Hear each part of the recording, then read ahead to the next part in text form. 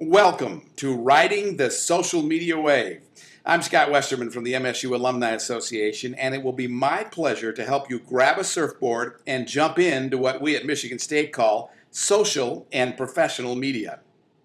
Now, in the beginning, if you wanted to communicate with a customer, you would mail them a catalog, a magazine, or an appeal, and if that didn't get their attention, you would call them.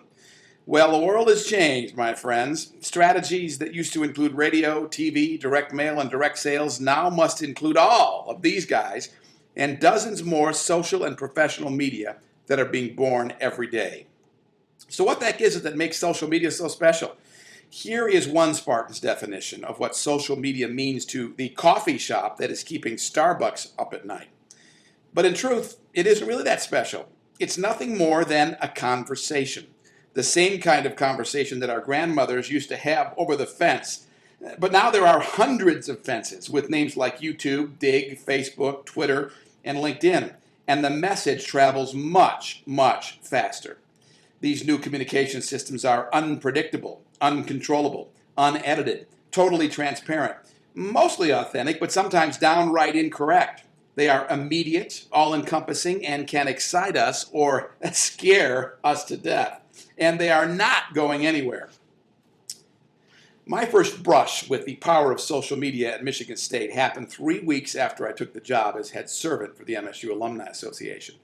The university was in the midst of a redesign of our brand logos, and someone at University Relations decided it was time to copyright a new helmet design. On the left, the Spartan helmet we've come to know and love. It was born in the 70s and is still the most recognizable symbol of Michigan State University out there. On the right, the new design, a logo that some thought communicated the spirit of the movie 300, sharpening the classical look without sacrificing the feel of the original. That's what some thought. But out there in the world of social media, one person discovered the new logo when searching through the U.S. copyright website. They posted it on the Spartan Sports bulletin board, and within hours, it found its way here. A lot of people decided they didn't like what the new logo looked like, and within hours, a Save the Spartan Helmet group sprung up on Facebook.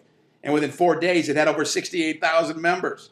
The university received thousands of emails, phone calls, and Google alert hits pleading, no, demanding that MSU not change the logo. And within a week, our athletic director released a statement saying that our logo would remain the same. You notice that the first word of that statement found its way to the outside world on the bulletin board where the whole thing started. Only a few people actually heard the radio interview where Mark Hollis made the announcement, but within an hour, the whole world knew, thanks to social media. When we think about the comfort zone that companies, universities, and institutions in general like to inhabit, we quickly find that it's a predictable world where change happens at a leisurely pace, and the institution controls the message. The biggest fears that keep old school communicators up at night include possible lawsuits, bad press, being forced to be transparent about what's really going on, competition, conflict, and anything that means a loss of control. But guess what? Social media has changed the rules of the game, and there is no turning back.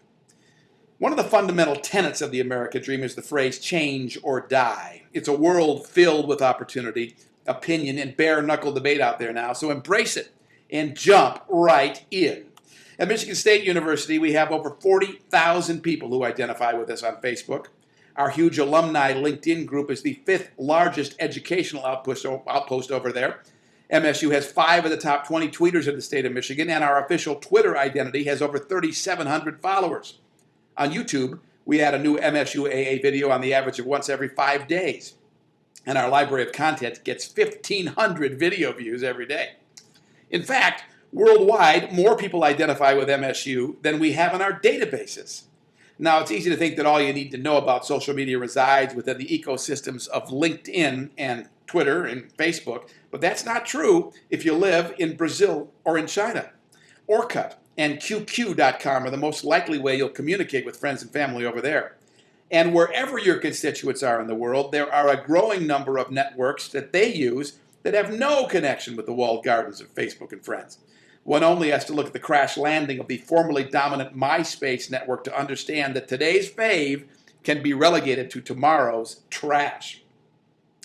So if you're a university, nonprofit, a city, county, state, or small business, or a publicly traded company, How can you leverage social media to help achieve your objectives? Well, it all begins with strategy. What do you want to accomplish? Is your social media presence nothing more than a machine to send out press releases? Do you want to use it as a new tool for customer or member services? Are you a Bigby Bob, a CEO at Zappos.com, or Frank Eliason at Comcast, who is looking for true engagement with people he serves? These are a few of the things you should ponder before you enter the social media space. You also need to know where your audience hangs out. How do they prefer to communicate with one another and with you? And what do they want from the relationship? These are basic questions to be sure, but you proceed at your peril if you don't carefully think them through before sending out your first tweet. If you decide to jump into the social media pond, what you have to say must be relevant. You absolutely have to be transparent. Social media people can sniff out a phony in a nanosecond.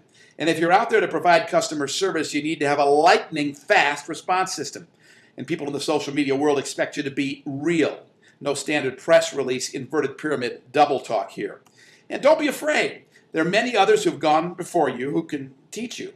These are just a few social media mavens I've come to know through MSU who are experts in every area, from career counseling to entrepreneurship to international communication.